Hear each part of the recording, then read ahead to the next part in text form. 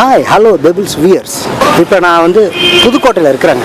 புதுக்கோட்டையில் எங்கே இருக்குன்னு கேட்டிங்கனாக்கா பாரம்பரிய மிக்க பழனியப்பா மெஸ்ஸில் இருக்கிறேங்க. இந்த பழனியப்பா மெஸ் எங்கே இருக்குன்னு கேட்டிங்கனாக்கா புது பஸ் ஸ்டாண்ட்லேருந்து ஜிஹெச்சுக்கு வந்துடுங்க. ஜிஹெச்சிலேருந்து கொஞ்சம் தாண்டி வந்தீங்கன்னாக்கா முருகன் கோயில் இருக்குது.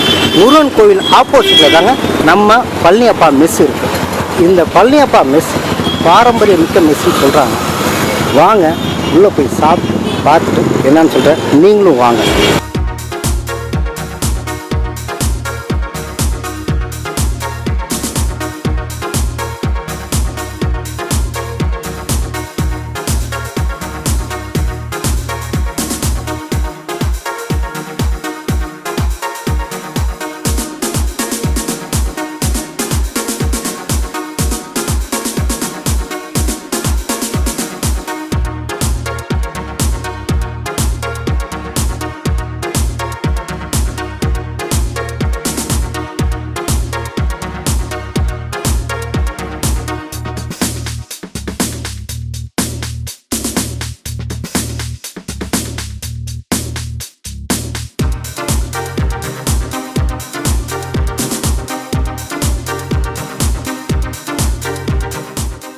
இப்போ நம்ம பழனியப்பா மெஸ்ஸில் தான் இருக்கோம். இந்த பழனியப்பா மெஸ்ஸு வரலாறு என்ன, பாரம்பரியம் என்ன அப்படின்ட்டு ஐயா இருக்கார்.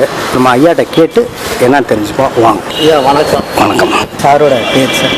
என்னுடைய பேர் பழனியப்பன். அப்பா பேர் சண்முகம். சரி. அதையும் இணைச்சி சண்முக பழனியப்பன் வச்சுட்டேன். நம்ம கடையை கேள்விப்பட்டோம் சார். கடையை கேள்விப்பட்டும்போது புதுக்கோட்டையிலேயே வந்து கொஞ்சம் நல்ல ஒரு பாரம்பரியம் மிக்க மெஸ்ஸுன்னு சொன்னாங்க சார். அதை பற்றி நீங்கள் கொஞ்சம் எங்களுடைய வியூவர்ஸ்க்கு நீங்கள் சொல்லுங்கள் சார். எனக்கு இந்த தொழில் பாரம்பரியமாக உள்ளதில்லை. எனக்கு சரி, இது என்னால் உருவாக்கப்பட்டது. சரி. எங்கள் அப்பாவுக்கெல்லாம் நெய் வியாபாரம், அது உணவு சம்மந்தப்பட்டது தான். நான் ஆசிரியர் பணியை தான் பெருசாக நினச்சி பார்த்தேன். அதில் எனக்கு வந்து வாய்ப்பு கிடைக்கல எனக்கு. அதனால் அந்த ஓய்வு நேரங்களில் இந்த வேலையை பார்த்ததுனால இதுவே எனக்கு வாழ்க்கை தொழிலாகி போச்சு. எனக்கு கிட்டத்தட்ட ஒரு 16 வயசுலேருந்து 30 வயசு வரைக்கும் ஹோட்டலில் டீ கடையில் வேலை பார்த்துருக்கேன். உழைப்பாளர்களுடைய நிலை என்ன அப்படிங்கிறதும் தெரியும், ஒரு முதலாளிகளுடைய நிலை என்னங்கிறது ரெண்டுமே எனக்கு தெரியும். என்னை பொறுத்த வரைக்கும் இந்த தொழிலுங்கிறது இறைவன் சொல்லுவாங்க அப்படிங்கிறது இல்லை, மனச்சாட்சியோட செய்கிற தொழில். உணவுங்கிறது நம்ம ஒரு 10 காசு லாபத்துக்காக ஒரு தப்பை பண்ணோம்னா மக்களுக்கு 10,000மும் போகும், உயிரும் போகும். நம்மளை நம்பி வர்றவங்களுக்கு நம்பிக்கையோட செய்ய வேண்டிய தொழில் இது. ஒரு பக்கம் வந்து உழைப்பாளர்கள் வந்து இதயத்துக்கு சமம். உழைப்பாளர்கள் இல்லாட்டி இந்த தொழிலில் வெற்றி அடைய முடியாது. உழைப்பாளர்கள் தான் வெற்றியினுடைய அடித்தளம்.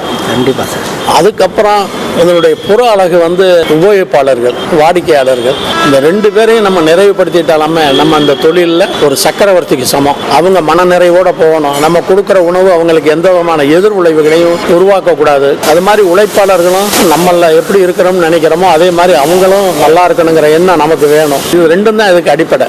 நல்ல பொருள் கொள்முதல், நல்ல உணவு, உழைப்பாளர்களை பராமரிக்கிறது, பேணி பாதுகாக்கிறது, உபயோகிப்பாளர்கள் வாடிக்கையாளர்களை பாதுகாக்கிறது.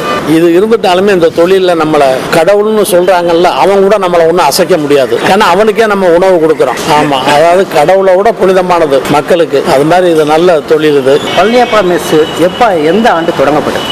1979 ஜனவரி 1 ஆரம்பித்தேன். 89 வரைக்கும் ஒரு வெற்றி நடை போட்டேன். 89க்கு மேலே 90 வரைக்கும் எனக்கு ஒரு வீழ்ச்சினா என்ன காரணம்னா வேற ஒன்றும் இல்லை, நம்பிக்கைங்கிறது தான். நம்பிக்கைங்கிற சொல்லுக்கு நம்புறவனை கைவைன்னு அர்த்தம்.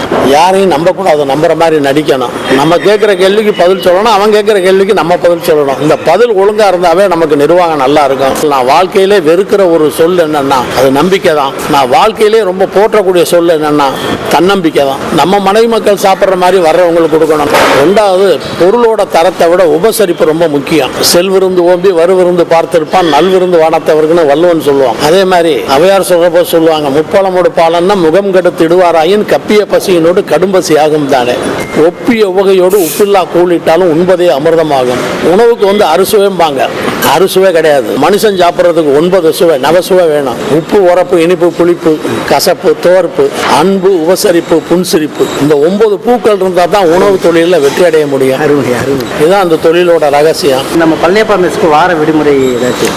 எனக்கு வார விடுமுறை கிடையாது, டேர்ன் டூட்டி கொடுத்துருவேன். அவங்களுக்கு இஎஸ்ஐ பிஎஃப் எல்லாம் நம்மளே கட்டுறோம். சரி. எக்ஸ்ட்ரா வேலை பார்த்தா அதுக்கு மேலே உள்ள தொகையை அன்றைக்கே கொடுத்துருவேன். ஆர்டர் வாங்கினாலும் அதுக்குள்ள கமிஷன் அன்றாடம் எல்லாருக்கும் யாரெல்லாம் அதில் ஈடுபட்டிருக்காங்களோ அவங்களுக்கு கடை வேலையை தவிர எக்ஸ்ட்ரா பார்க்குற வேலைக்கெல்லாம் அன்றாடம் காசு கொடுத்துருவேன். சரி. வெளியில் போகும்போது காசு கொடுத்துருவேன். அதில் எந்த பாக்கியும் இல்லை. சரி. அதில் ஒரு மன நிறைவு. சரி. அவங்கள என்னுடைய இதயத்துக்கு சமமாக வச்சுருக்கேன். நான் உழைப்பாளர்கள் என்னுடைய இதயத்துக்கு சமம். பாக்கி குடும்பங்கிறதெல்லாம் புற உறுப்புகள் தான். கண்ணு, காது, நாக்கு, மூக்கு, கை. கண்டிப்பாக. அதில் புற உறுப்புகள் தான் எனக்கு குடும்பம். அந்த அளவுக்கு அவங்கள நேசிப்பேன். தொழிலையும் கரெக்டாகவும் இருப்பேன், கடுபடியாகவும் இருப்பேன். பழனியப்பா மெஸ்ஸோட நேரம் காலையில் எத்தனை மணிக்கு வந்து? காலையில் வந்து 7 மணிக்கு ஆரம்பிப்போம். 7 மணிக்குலேருந்து இட்லி பூரி இந்த மாதிரி இட்லி 7 மணிக்கு வந்துடும். சரி சார். வடை வந்து ஒரு 7:30 8 மணிக்கு வரும். பாக்கி சப்பாத்தி பூரி எல்லாம் ஒரு 7:30 7:45 ஆயிரும். அதுல இருந்து 11 மணியோட அதை முடிச்சுட்டு அப்புறம் மதிய சாப்பாடு.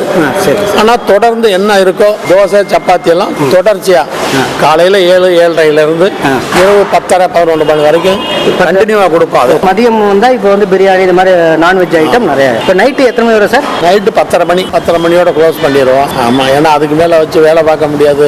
உழைப்பாளர் நம்ம மாதிரி தான், அவனுக்கும் உடம்பு. கண்டிப்பா சார். அதனால 10:30 மணியோட நிப்பாட்டிடுவேன். இன்னொன்று என்ன அப்படின்னா உங்களுக்கு சொல்லுங்க சார்.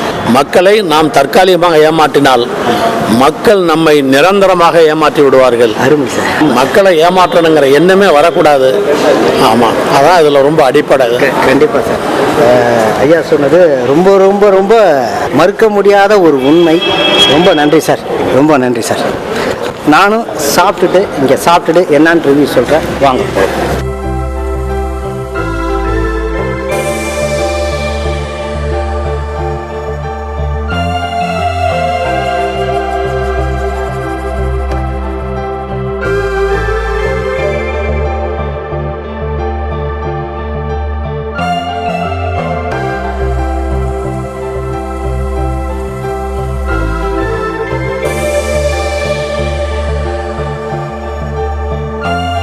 அதாவது புரோட்டாவில் கொத்து புரோட்டா, சிக்கன் புரோட்டா, ப்ரான் புரோட்டா, முட்டை புரோட்டா. ஆனால் சார் செய்கிறது வந்து பப்ஸ் புரோட்டா சார். அதாவது வாடிக்கையாளர்களுக்கு எப்போதுமே கொஞ்சம் வித்தியாசமாக கொடுக்கணும். கண்டிப்பாக. எல்லா இடத்துலையும் கிடைக்காத ஒன்று இங்கே கிடைச்சா தான் அது வருவாங்க. கண்டிப்பாக சார். ஒரு சிறிய மாறுதல் தான் பெரிய மாற்றத்தை ஏற்படுத்துன்னு சொல்லுவாங்க. கண்டிப்பாக.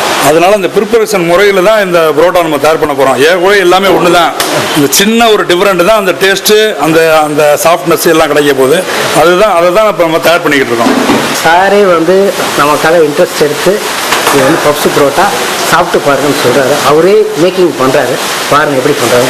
அதாவது கல்லில் போட்டோன்னா சாதா புரோட்டா வந்து அந்த அளவுக்கு இதாகாது. சரி. இது அப்படியே பூரி மாதிரி அப்படியே கிளம்பும். அப்படியே கல்லில் போட்டோன்னா சாப்பிட்றதுக்கும் வந்து கொஞ்சம் டிஃப்ரெண்ட்டாக இருக்கும். சாஃப்ட்னஸ்ஸு புரோட்டாவே சாப்பிடாதவங்களும் இதை சாப்பிடணும்னு தோண வைக்கும். நார்மல் புரோட்டாவும் இந்த புரோட்டா கல்லில் கிடைக்கல வித்தியாசம் தெரியும். அப்படியே பண்ணு மாதிரி கிளம்புது பாருங்க.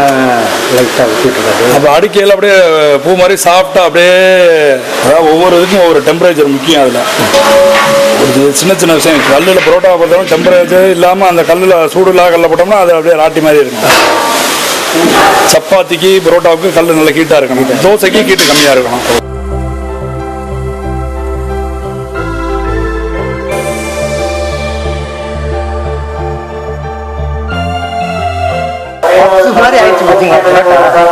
அப்படியே அதை சுவைச்சு பாருங்க. இது என்ன நான் சொன்ன பப்ஸுங்கிற பேர் இதுக்கு எப்படி வந்துச்சுங்கிறது தெரியும் உங்களுக்கு. ஆஹா, செம்ம சாப்பிட்டா இருக்குங்க.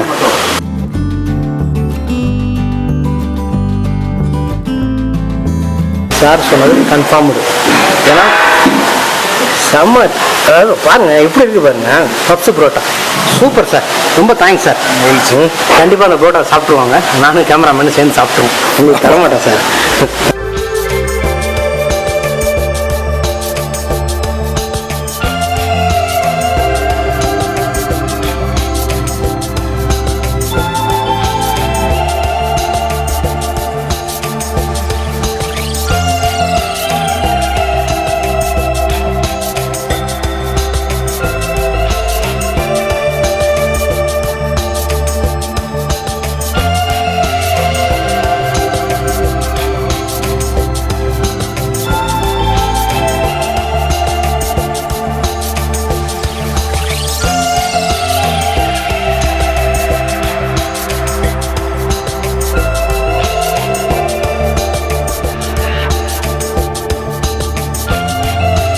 வஞ்சிர மீன், ஈரல், இறால் மசாலா, காடை, லாலிபப்பு, சில்லி சிக்கனு, நாட்டுக்கோழி, chicken chops, Chettinad chicken, Chettinad mutton, mutton chops, lollipop, ஐர மீன். நீங்களே சொல்லிட்டீங்க, எது நல்லா இருக்கும் சொல்லுங்கள். எல்லாமே நல்லா இருக்கும், எல்லா ஐட்டமும் நல்லா இருக்கும். நம்ம வஞ்சிர மீன். வஞ்சிர மீனா? சரி, வஞ்சிர மீன் ஒன்று கொடுங்க. வேறு என்ன இருக்குது? வேறு ஐர மீன் சாப்பிடுங்க. எதுங்க? ஐர மீன். ஐர மீனா? சரி, ஐர மீனை ஃபஸ்ட்டு இது நான் சாப்பிட்றேன். சாப்பிட்டு நான் சொல்கிறேன்.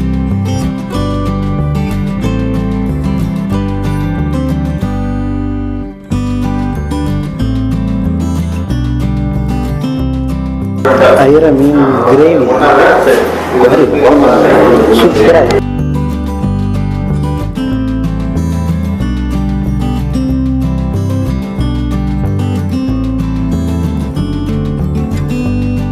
இந்த ஏரியா சீ ஃபுட் நிறைய கிடைக்கும், அது இங்கே வந்து ஃப்ரெஷ்ஷாக கிடைக்கும். அதனால் வஞ்சர மீனும் ஐர மீன் புளியும் ரெண்டுமே கிளாஸாக. இது வந்து ஐர குழம்பா, அடுத்து குழம்பு கொடுத்துருக்காங்க.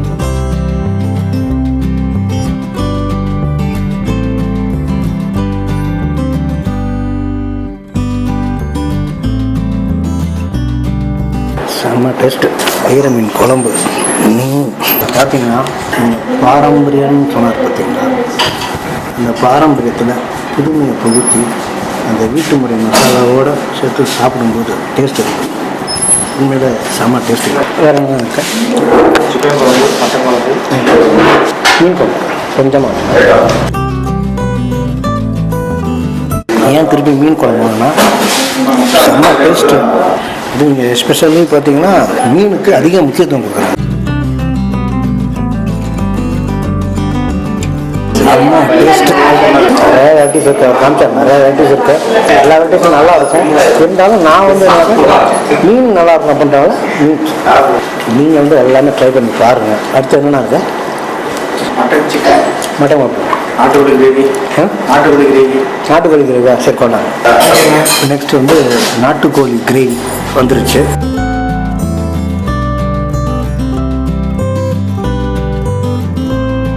நாட்டுக்கோழி கிரேவி. இது பார்த்தீங்கன்னா செட்டிநாடு மட்டன்.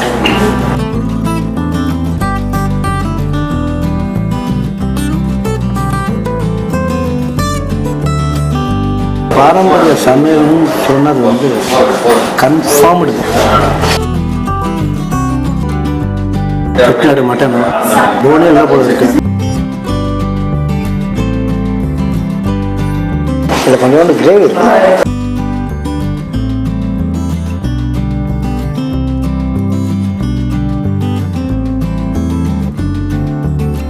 செம்ம டேஸ்ட்டு.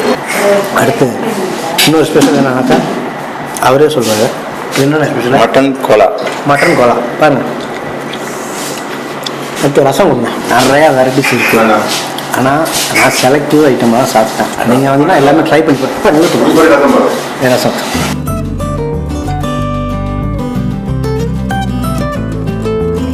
அடுத்து மட்டன் கோலா நல்லா சூடாக இருக்குது.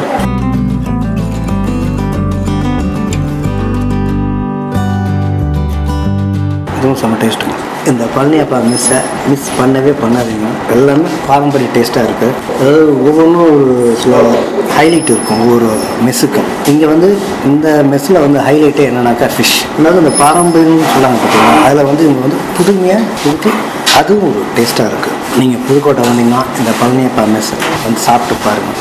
இந்த வீடியோ உங்களுக்கு பிடிச்சிருந்தா நான் சொல்ல தேவையில்லை, அது உங்களுக்கே தெரியும். ஓகே, பாய். இப்போ பழனியப்பா மெஸ்ஸில் சாப்பிட்டது வந்து என்னென்னா, மீல்ஸ் 2 170 ரூபா, ஐர மீன் 1 130 ரூபா, செட்டிநாடு மட்டன் 100 ரூபா, வஞ்சர மீன் 105 ரூபா, மட்டன் கோலா 36 ரூபா, 2 பேரும் சேர்த்து 541 ரூபா.